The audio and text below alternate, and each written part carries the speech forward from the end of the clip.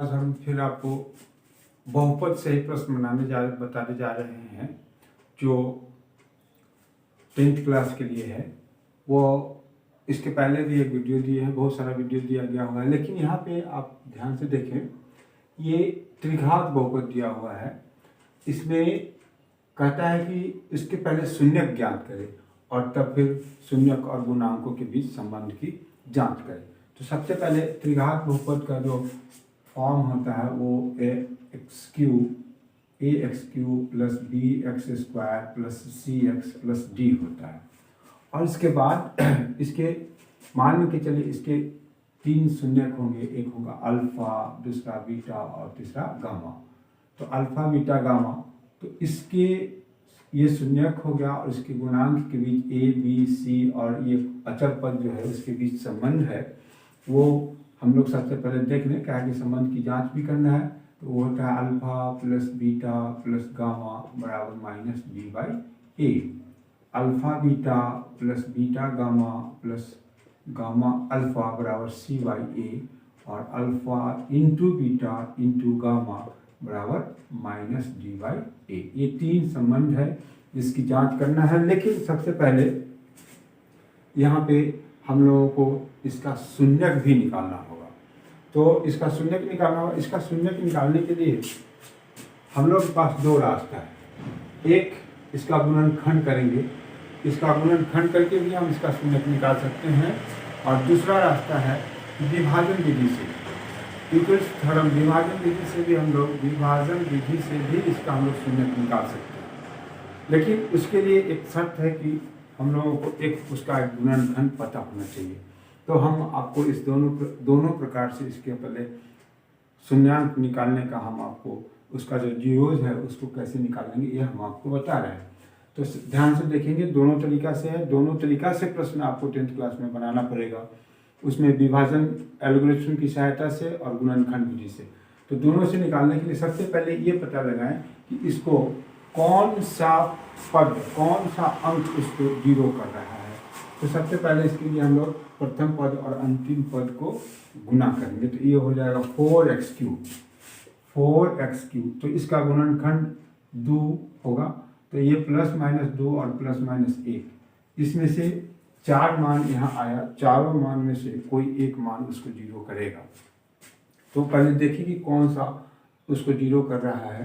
तो अगर 1 रखते हैं तो ये हो जाएगा 2, 1 3 और 2 5। अगर हम +1 रखेंगे, +1 रखें, +1 और +1 -1 +2 -2, उसको जरूर से जरूर उसमें से जीरो करेगा। तो इसके लिए हम लोग अभी जब चुन लिए इस बात को कि कौन सा अंक इसको जीरो कर रहा है, वह उसका एक शून्यक जरूर होगा। तो यहाँ लिखेंगे जब x बराबर 1, तो क्या हो जाएगा यहाँ पे 2 × 1 क्यूब प्लस 1 स्क्वायर माइनस 5 × 1 + 2, ये हो जाएगा 2 + 1 - 5 + 2। तो ये हो जाएगा 5 - 5, ये क्या होगा 0। इसीलिए ये +1 उसको जीरो कर रहा है, तो उसका एक गुणनखंड x-1 होगा। तो ये क्या हो जाएगा x-1, उसका एक गुणनखंड हो गया। अब ये गुणनखंड हो गया। अब इसका गुणनखंड हम लोग 0 मेथड से ही निकालेंगे।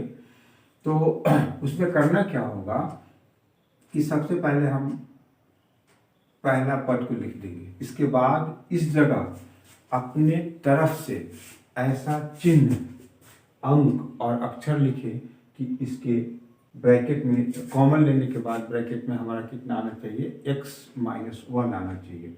तो यहाँ हम माइनस देंगे और 2 देंगे और फिर क्या लिखेंगे x²। इसके बाद इस पद को यहाँ मिलाना पड़ेगा। यहाँ है 2x², यहाँ है x²। तो हम लोग लिख दें प्लस 3x²।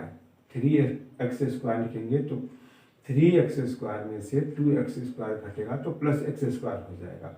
इसके बाद फिर वही काम करेंगे, इस जगह ऐसा चिन्ह, अंक और अक्षर लिखेंगे कि कॉमन ले, तो ब्रैकेट के अंदर x-1 जो ये हमारा गुणनखंड आया है, ये एक गुणनखंड उसका होगा। तो उसको हम लोग निकाल लें। तो यहाँ पे अब हम लोग को लिखना पड़ेगा 6x स्क्वायर, 6x लिख देंगे। 6x लिखेंगे तो यहाँ पे कॉमन एक लाना है, तो यहाँ पे हम लिखेंगे 3x। इसमें से 3x कॉमन लेंगे तो x माइनस 1 आ जाएगा। इसके बाद अब x वाले पद को यहाँ पूरा करना पड़ेगा।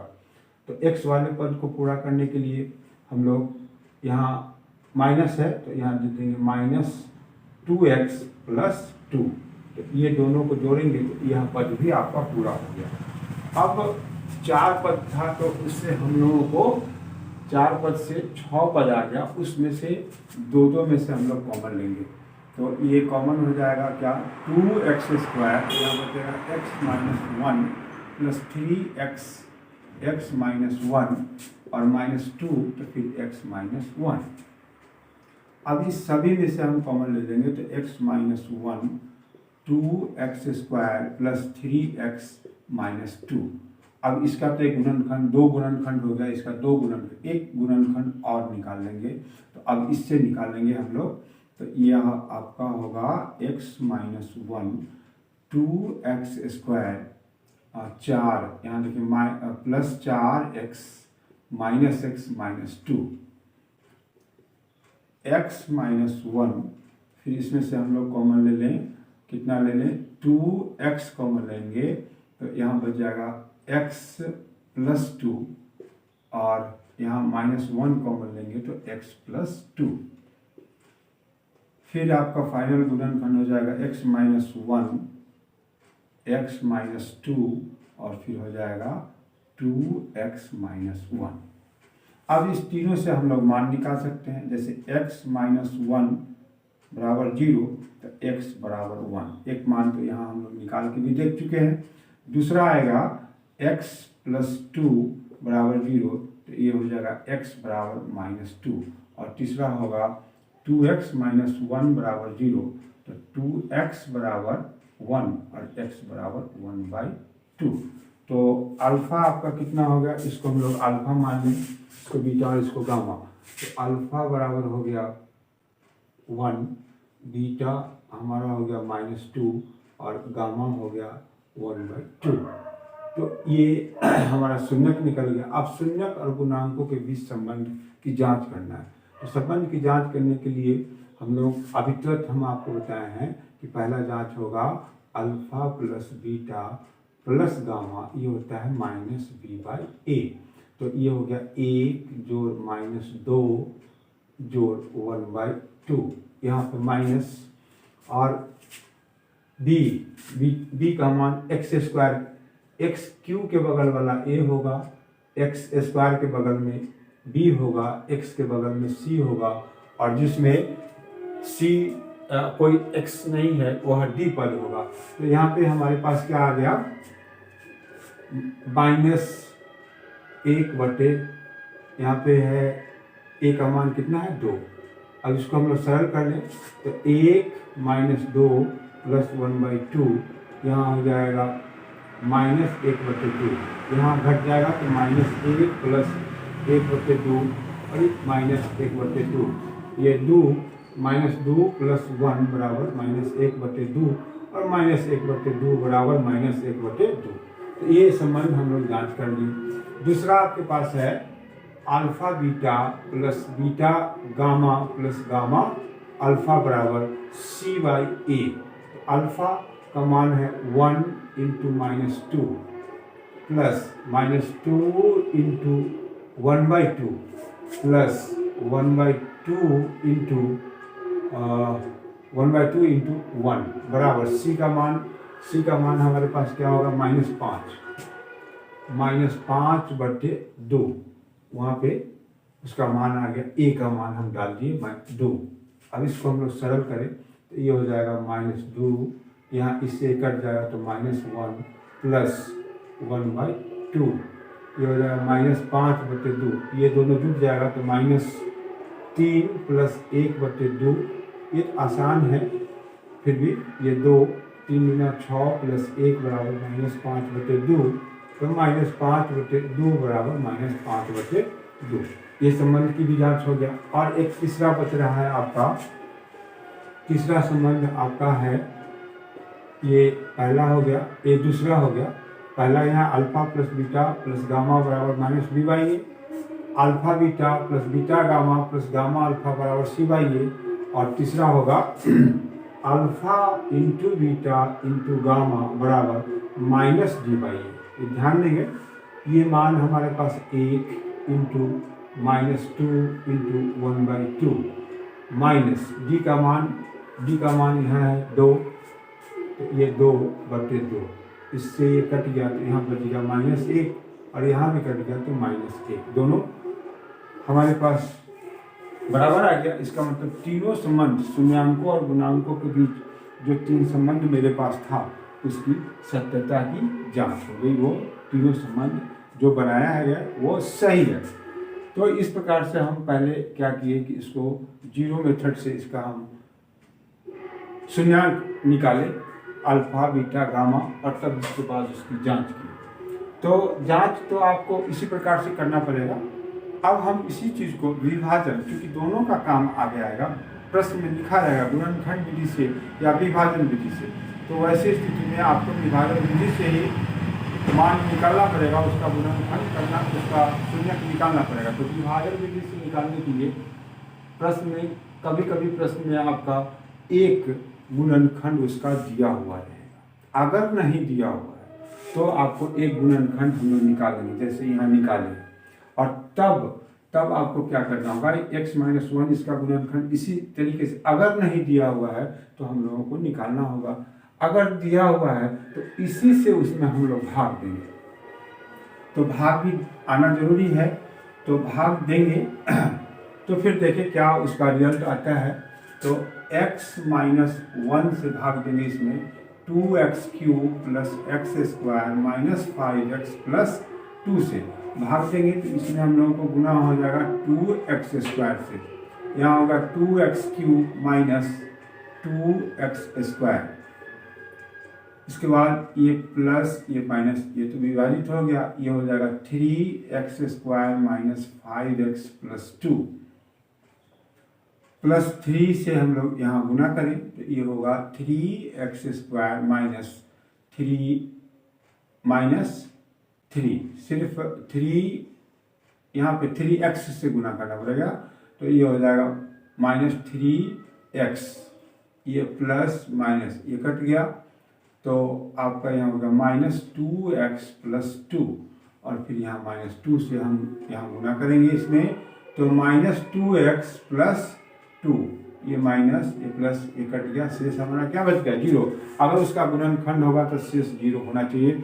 वो गुणनखंड प्रमेय यही बताता है कि इस अगर गुणनखंड है तो भाग देंगे तो शेषफल 0 होगा। अब यहाँ यूक्लिड जो बताएं, यूक्लिड विभाजन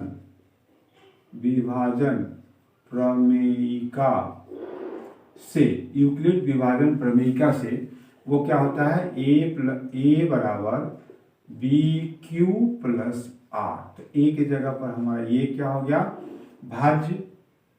भाजक शेषफल और ये भागफल और शेषफल। तो हम लोग इसको लिखें 2x³ plus x² minus 5x plus 2, ये किसके बराबर हो जाएगा, तो b हमारे पास यहाँ है x-1 इंटू भागफल हमारे पास यहाँ है, क्वोशेंट यहाँ है 2x² प्लस 3x माइनस 2, और फिर हमारे पास शेषफल कितना बचा हुआ 0। तो अब गौर से इस जगह आपको क्या समझ में आ रहा है, तो इसका एक गुणनखंड, ये इसका जो एक गुणनखंड हम लोग ये कर चुके हैं। तो ये कर चुके हैं जिसमें से ये तो मेरे पास पहले से मिला हुआ था, अवेलेबल था। अब इससे हम लोग जो गुणनखंड करेंगे तो वह क्या होगा, तो 2x² प्लस 3x माइनस 2, तो फिर यही हो जाएगा 2x² plus 4x minus x minus 2। तो यहाँ 2 कॉमन ले लेते हैं हम लोग, तो 2x कॉमन हो जाएगा, 2x कॉमन हो जाता है, x प्लस 2 और -1 कॉमन होगा तो x प्लस 2, ये हो गया x प्लस 2 और फिर ये 2x माइनस 1। अब इसी से हम लोग मान निकाल लेंगे। x प्लस 2 पहले तो मान इससे भी निकालना होगा, क्योंकि इसका शून्य को हमको निकालना है तो एक शून्य यहाँ से आ जाएगा। x माइनस 1 बराबर 0, तो x बराबर 1। दूसरा इससे आ जाएगा x प्लस 2 बराबर 0, x बराबर -2। और तीसरा हो जाएगा, तीसरा हम इससे निकाल लें तो 2x माइनस 1 बराबर 0, तो 2x बराबर 1, इसलिए x बराबर 1/2। तो अल्फा आपका कितना हो गया 1, बीटा कितना हो गया -2 और गामा कितना हो गया 1/2। जो पहले भी हम लोग निकाल के देखे हुए हैं, तो 1, -2 और 1/2 आया हुआ है। तो इस प्रकार से दो तरीके से हम इसका शून्य निकाल सकते हैं, और दोनों आपको आना चाहिए, हर हाल में आना चाहिए, क्या है कि इसकी ज़रूरत आगे पड़ती है। और तब फिर इसका जांच, शून्यांक और गुणांक के बीच जो संबंध हमारे पास है उसकी जांच तो हम लोग उसी प्रकार से कर लेंगे जैसे हम लोग अभी किए हुए हैं। ये तो एक ही तरीके से हुआ, लेकिन यहाँ से शून्य इसका अन्य शून्य अगर नहीं दिया हुआ है तो हम लोगों को निकालने का यही तरीका है। एक भाग विधि हो गया, विभाजन से हो गया, और दूसरा गुणनखंड से हो गया।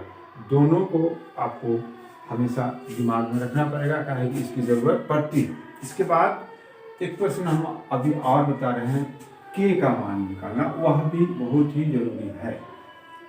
प्रत्येक इसमें भी है, द्विघात समीकरण में भी है, दो चर वाले रैखिक समीकरण में भी आएगा के का मान निकालना। तो तीनों में है, इस चीज़ को हमेशा ध्यान देंगे, तीनों में के का मान निकालना। और एग्जामिनेशन में एक के का, ए का, जिस चीज़ का भी जो उसमें एक्सेंट पद होगा उसका मान निकालना आपको आ जाता है। सांख्यिकी में भी पढ़ेंगे तो माध्य माध्यिका बहुलक जब आप पढ़ेंगे तो वहाँ से भी एक्सेंट पद F1 F2 का मान माध्यिका में भी, बहुलक में भी, और आपको माध्य में भी है। तो ये एक्सेंट पद से संबंधित भी एक प्रश्न कहीं ना कहीं से मिल जाएगा। तो हम अभी एक के का मान निकालना हम आपको बता रहे हैं। इसमें दिया हुआ है कि यदि द्विघात बहुपद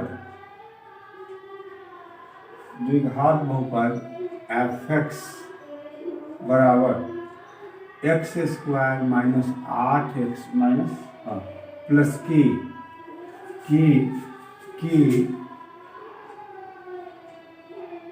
शून्यकों के वर्गों का योगफल कितना है, तो 40 है। तो 40 है, तो के का मान ज्ञात करें। आपको क्या करना है, उस जगह हम के का कौन सा मान रखें कि उसके शून्यक का, ये द्विघात समीकरण दो शून्यक होगा, α² प्लस β² बराबर 40 हो जाए। ये कह रहा है, वैसे ही अंक को आपको रखना है।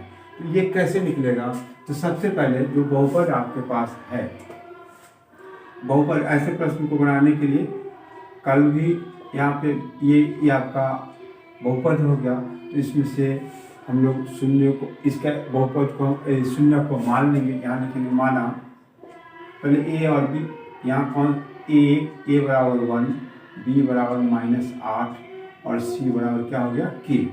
और फिर मान लेंगे माना बहुपद का शून्यक अल्फा और बीटा है। तो अल्फा और बीटा है, तो हम क्या करें कि शून्यकों का योगफल निकाल लें। तो -b/a, ये हो जाएगा -8/1, ये हो जाएगा 8। ये देखिए -b/a, ए के जगह पर 1 हो गया। और अल्फा इंटू बीटा बराबर c/a। तो c का मान हमारे पास कितना दिया हुआ है, k/1, ये हो गया k। अब k का मान निकालना हो, x का मान निकालना हो, चाहे जिस चीज़ का भी मान निकालना हो, उसके लिए हमको समीकरण चाहिए। वह समीकरण कहाँ से आएगा, तो इस प्रश्न में हमारे पास दिया हुआ है शून्यकों के वर्गों का योगफल 40 है। तो ये प्रश्न से ही दे रहा है कि प्रश्न से हमारे पास समीकरण क्या आ गया, alpha square plus beta square बराबर 40। अब इससे क्या करें, इसको alpha square plus beta square, alpha Q plus beta Q, alpha minus beta, कुछ भी होगा इसको हमको हर हाल में बदल के अल्फा प्लस बीटा और अल्फा इंटू बीटा के रूप में लाना होगा। तो इसका तो सूत्र ही होता है अल्फा प्लस बीटा का whole square minus 2 alpha beta बराबर कितना हो जाएगा 40। अब इस जगह हम लोग मान कितना रखेंगे 8 square minus 2 into alpha into beta का मान कितना दिया हुआ के, और ये हो गया 40। तो ये कितना हो जाएगा 8 × 64 माइनस 2 के बराबर हो गया 40। अब क्या किया जाए, के का मान निकालना है तो पहले इसको ले जाए उधर, तो माइनस 2 के बराबर 40 माइनस 64, तो माइनस 2 के बराबर ये हो गया 24 माइनस 24, माइनस से माइनस कट जाएगा, के बराबर 24/2 कितना हो गया 12। ये देखिए मान इसका आ गया 12। अगर हम 12 यहाँ रखते हैं तब उसके शून्यक निकालने और उस शून्यक के वर्ग करके दोनों शून्यक को अल्फा स्क्वायर और बीटा स्क्वायर को जोड़ दे तो वह 40 के बराबर आ जाएगा। प्रश्न यही कह रहा है। तो यहाँ से प्रश्न को पढ़ने के बाद कहता क्या है, इस बात को आपको जरूर से जरूर समझना पड़ेगा, वहाँ से बात निकालना पड़ेगा कि हमको कहता क्या है। तो इस प्रकार से हम आपको दिए हैं, इसी प्रकार से हम प्रत्येक रोज एक एक वीडियो देंगे जो यूजफुल होगा एग्जामिनेशन के दृष्टिकोण से। तो आप क्या करें, इसके लिए आप मेरा वीडियो आपके पास पहुँचे, इसलिए आप इसको सब्सक्राइब करें जिससे प्रतिरोज आपको इस प्रकार का वीडियो जाएगा।